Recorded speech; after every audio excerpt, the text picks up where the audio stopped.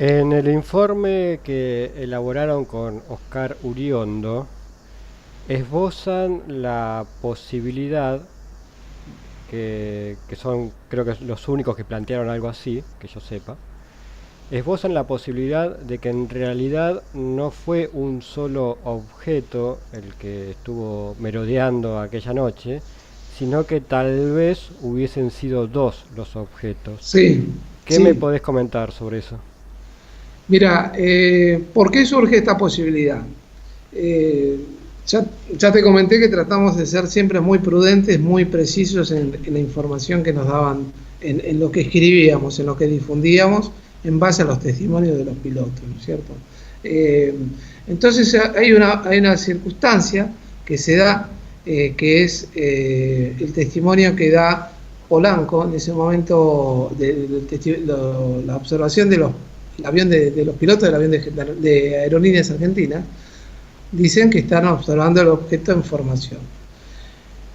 En una entrevista, en un par de entrevistas que tenemos con Sipusac, él menciona en su momento, porque cuando la torre de control le pregunta si ven algún tránsito cerca del avión de Aerolíneas, ellos en líneas públicamente dijeron no, no vemos nada, porque era difícil observar desde su distancia si había algo cerca del avión.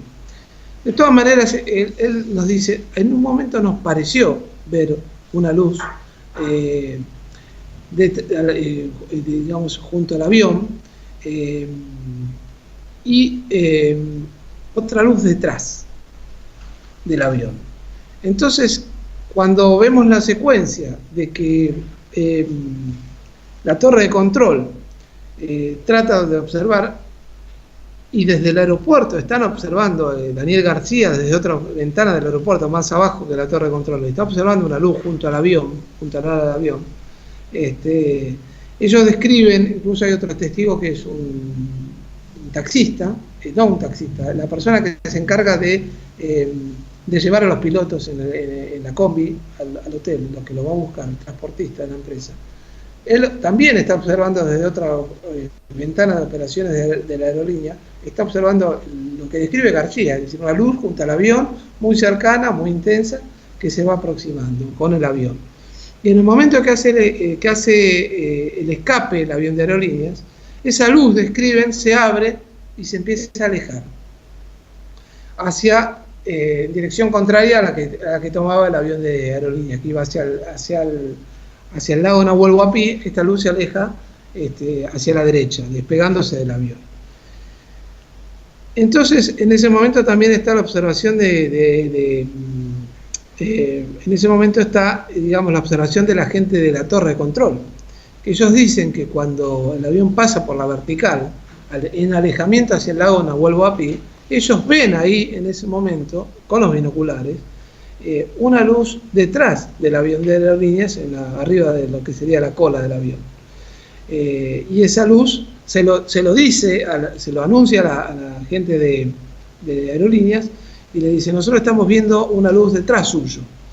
Entonces, si el avión de aerolíneas venía con una luz en formación, un objeto en formación, que se aleja y se abre, quedaría el otro objeto detrás de lo que sería, y arriba de la cola del avión, que era lo que le había parecido ver a la gente de Gendarmería. Pero a ellos decimos le había parecido, porque no llegaron a concretar, pero eso es lo que declara Sipusac, nos pareció. Y después, digamos, el testimonio de la gente de la torre de control, que habla de una luz detrás, arriba de la cola del avión, como iluminándolos. Entonces ahí está la posibilidad de que hayan sido dos los objetos, que no sería alocado tampoco porque cuando el avión está haciendo el escape, no, perdón, cuando el avión está en alejamiento, que fue la primera etapa de la observación, y ellos describen una luz al frente del avión a las 11, ¿cierto? Que ellos consideraban en un principio un rombo de colisión. El avión llega a una distancia donde tiene que hacer el viraje de procedimiento, y esa luz la pierden de vista por la misma inclinación que tiene el avión, ¿no es cierto? Y en ese momento, según nosotros, según lo que pudimos reconstruir, se da la observación de Nicolás Araya, que sale al campo meteorológico a tomar los datos de pista, de la meteorología de la noche para informar, Y en ese momento él dice, yo veo una luz que pasa por detrás de la torre, que nos ilumina fuertemente, y se va en rumbo al avión de aerolíneas, donde estaba la aerolínea haciendo el procedimiento. Entonces, analizando esa etapa también dijimos, si el avión venía en alejamiento y ve una luz al frente, la pierde de vista por la inclinación, y ahora ya ve que pasa una luz desde dirección del lago Nahuel Huapi hacia donde estaba el avión, ¿por qué no pensar que esa luz es la que se pone en formación y la otra, la que habían visto inicialmente a las 11, se pone detrás del avión? Esa es la hipótesis que planteamos, ¿no es cierto? No sé si fui claro en la descripción el motivo por el cual planteamos la posibilidad de que haya habido 2 ovnis esa noche. Una de las explicaciones que algunos tiró, digamos, tal vez sin mucho fundamento, era que lo que se vio fue una nave terrestre, digamos, ¿no? De alguna potencia, porque si mal no recuerdo, posteriormente al caso se estaba por desarrollar una cumbre ahí en Bariloche, la cumbre del presidente o algo de eso. Sí. Entonces ya alguno ya esbozó que, bueno, que tal vez era algún artefacto americano que estaba inspeccionando, digamos, la zona donde se iba a desarrollar la cumbre y demás. En definitiva, que era un artefacto terrestre. Esa explicación puntual de un artefacto terrestre, de un avión no conocido, digamos, desde tu punto de vista, ¿qué opinión merece, digamos? Mirá, estábamos hablando del año 95, no es esta época, ¿no? Con los avances de tecnología que hubo. Yo me baso en lo que describen los pilotos y en las interpretaciones que ellos mismos tuvieron, y hay secuencias de las observaciones donde el objeto hace maniobras que ellos mismos que dicen imposibles desde el punto de vista aeronáutico. Entonces, desde ese punto de vista, consideramos que el caso no puede ser explicado en cuanto a la tecnología que en ese momento se conocía en cuanto a aeronáutico, ¿no? Si estamos hablando de aviones de combate, aviones de cazas, ¿no? Como el avión invisible en su momento, el F-117, este tipo de tecnología. No descarto con los años que haya sido otro tipo de tecnología. Bueno, habrá que ver si aparecen las pruebas. Digamos, se puede decir muchas cosas en ese sentido, ¿no? Porque también estuvo la explicación que planteó Llanos en su momento, que fue Heriberto Llanos, ¿no? Que fue una cuestión de que tuvimos toda una discusión en una página de Rubén Morales, que fue confusiones con reflejos de luces terrestres, ¿no es cierto? Tampoco nos consideramos que esa explicación es válida para el caso Bariloche. Respetamos la postura, nos parece que está bueno que se planteen, pero digamos de alguna forma de acorde con... Nosotros no decimos que sean naves extraterrestres lo que se vio ahí, ¿no? Nosotros decimos, nosotros no podemos explicarlo desde el punto de vista de una cuestión psicológica, una cuestión meteorológica, una cuestión de reflejos o refracciones en la atmósfera, óptica, ¿no es cierto? Y tampoco desde el punto de vista aeronáutico en ese momento. Lamentablemente Bariloche no tiene radar, no tenía radar, no sé ahora actualmente si tiene. Hubiera sido un elemento muy importante para el caso. Hubiera aclarado varias cuestiones en cuanto al tema de distancia del avión y demás. Pero basándonos en los testimonios, no podemos decir que haya sido una hipótesis que pueda explicar globalmente el caso, porque eso es importante también, considerar el caso en su forma global, porque no fueron observaciones, si bien fueron en distintas horas, la principal fue simultánea, digamos, no sucedieron en distintas noches, con distintas condiciones meteorológicas, no, sucedieron la misma noche, con las mismas condiciones meteorológicas para todas las observaciones y en el mismo lugar. El lugar es el mismo. La observación de Dinahuapi, la observación del aeropuerto, son lugares muy cercanos, muy distantes, que hace todo lo mismo, y me parece que secuenciarlo a veces es una manera de tratar de restarle importancia, extrañeza, como le decimos nosotros, ¿no? El caso de Bariloche tiene una extrañeza alta. Si hay alguna tecnología o una tecnología de pronto aeronaves no tripuladas, bueno, ahí es otra cuestión. No surgió tampoco la hipótesis posterior, porque no se habló tampoco como una hipótesis posterior inmediata, es decir, esto fue así.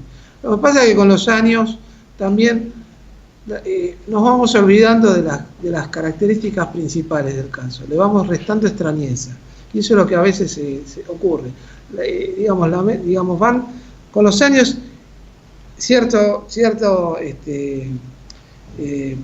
postura negacionista, escéptica, intenta, digamos, relativizar la observación.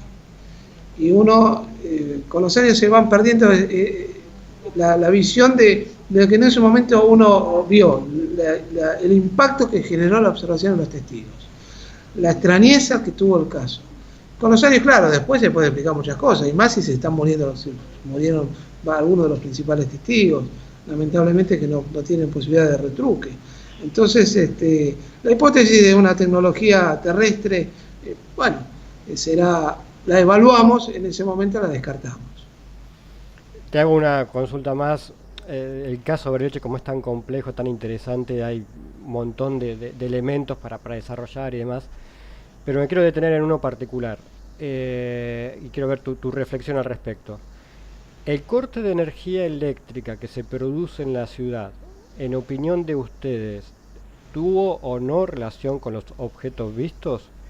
Y en caso que, según ustedes, por una cuestión espacio-temporal, hay alguna relación, ¿qué reflexión te merece si ese objeto realmente cortó la energía eléctrica de la ciudad, pero no afectó los aparatos eléctricos y electrónicos de los aviones? Mira, nosotros en el informe pusimos la postura nuestra sobre el tema de los cortes de energía, porque fueron dos cortes de energía. El primero que se dio en la ciudad y en el aeropuerto, el de la energía, digamos, de la ciudad. El aeropuerto operaba conectado a la energía de la ciudad. Cuando se produce ese corte, en realidad, el avión de aerolínea todavía no había llegado al aeropuerto, estaba distante, ¿no? Le anuncian que hubo un apagón. Es en ese momento, iniciado ese apagón general, es donde se da la experiencia del matrimonio de Inahuapi. Después, cuando el aeropuerto retoma la energía con el equipo electrógeno, hace funcionar su equipo electrógeno, mientras en la ciudad no había luz, el aeropuerto empezó a operar y le anuncia a la tripulación de la aerolínea que va a hacer el procedimiento con el equipo electrógeno. Entonces la aerolínea se acerca, vuelve la luz a la ciudad de Bariloche y el aeropuerto dice: vamos a seguir operando con el equipo electrógeno para evitar el traspaso en el momento del procedimiento. Vamos a continuar con el equipo electrógeno. Y ahí es cuando el avión en descenso, o sea, en final, con el objeto acompañándolo, es que se produce la caída del equipo electrógeno. Y ahí es el segundo apagón que decimos nosotros. El apagón en el aeropuerto, no en la ciudad, en el aeropuerto. Y ahí es donde inicia el alejamiento. Entonces, consideramos que para el caso del apagón de Bariloche, es sugestivo, por supuesto, y además siempre dijeron en esa noche que fue sugestivo. Cuando hablamos con el técnico de la empresa de energía eléctrica de Bariloche, Echigoyen creo que era el apellido, él nos explicó lo que había pasado esa noche. Nos dijo, incluso estando yo ahí en su casa, se comunica con el operador que estuvo esa noche y nos dice: mirá, fue una falla humana, como dijimos nosotros.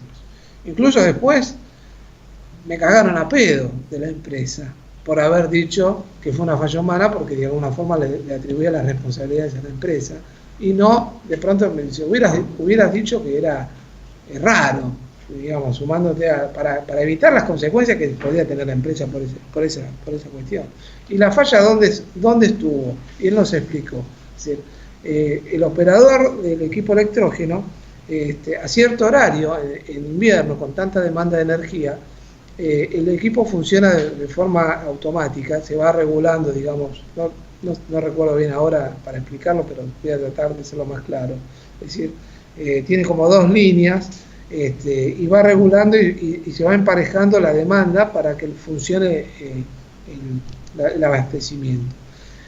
Pero cierto horario, cuando hay mayor demanda, lo tienen que pasar de automático a manual. Y es el operador el que tenía que ir regulando para que vaya acompañando una línea con la otra, ¿no? Y esa forma de regular es a través de dos perillas. Una de las perillas estaba falseada, entonces a veces marcaba, depende, por ese falseo, parecía que podía estar trabajando de forma manual y en realidad había quedado en automático.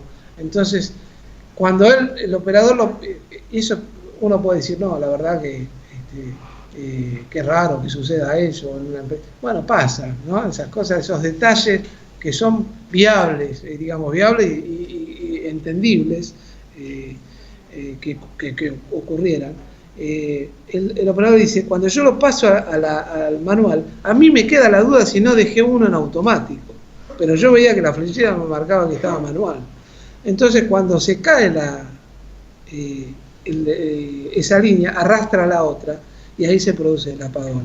Y ahí es donde yo, cuando lo llama el encargado de la empresa, en ese momento lo llama al operador, le dice, ¿qué pasó? Dice, me mandé una macana, dejé en automático uno y en manual el otro y bueno, se produjo la caída y la restablecieron. A nosotros nos pareció convincente esa explicación. Ahora, es entendible que para esa época, con la gran cantidad de nieve que caía, con la gran consumo de energía y los problemas de energía que habitualmente tuvo, no sé si actualmente lo tenía Bariloche, en tema de la demanda, ¿no? Hoy lo vivimos acá en Buenos Aires, ¿no? La sobredemanda de energía que producen los apagones o que los equipos no funcionen correctamente. Entonces nos pareció que eso fue explicado y lo pusimos en el informe. Ahora, el segundo apagón, el del equipo electrógeno, el torrero nos contaba que él estaba en la torre de control, le anuncia a los pilotos de que iban a actuar a hacer la maniobra con el equipo electrógeno, y empezó a contarnos que cuando el avión estaba aproximándose, y ahí en los informes están escritos, las luces del aeropuerto estaban restringidas al máximo, digamos, estaban funcionando las luces de emergencia, principales de emergencia, las demás estaban apagadas, para no sobredemandar al equipo electrógeno. Estamos hablando de que es un equipo electrógeno de un aeropuerto, ¿no? Entonces, cuando el avión se está aproximando, nos cuenta el torrero que dice, me llamaba el operador del equipo, dice, Jorge, no le prendas las luces de pista porque el equipo está full. No le prendas todavía las luces de pista porque el equipo está full. Y cuando prende las luces de pista, se produce la caída del equipo electrógeno. Entonces ahí la explicación es, hubo una sobredemanda de energía. Sí, claro, por supuesto, el equipo se sobrecargó de energía. Ahora, ¿por qué? Si las luces del aeropuerto estaban restringidas al máximo, y ellos nos aclararon de que el equipo era un equipo que en condiciones que se usaba habitualmente en el aeropuerto y no habían tenido problemas de esa naturaleza, ¿por qué se sobrecarga de energía casualmente cuando el avión estaba más próximo al aeropuerto con el objeto de información? Eso nos llamó la atención. La caída del equipo se explica por la sobredemanda de energía, pero ¿por qué la sobredemanda de energía? Si estaban actuando con las luces restringidas al máximo. Un equipo electrógeno de un aeropuerto tiene que soportar las luces de pista y mucho más. Ese caso, cuando prende las luces de pista, había una sobredemanda que ya lo venía anunciando el operador. Eso es lo que nos dio extrañeza.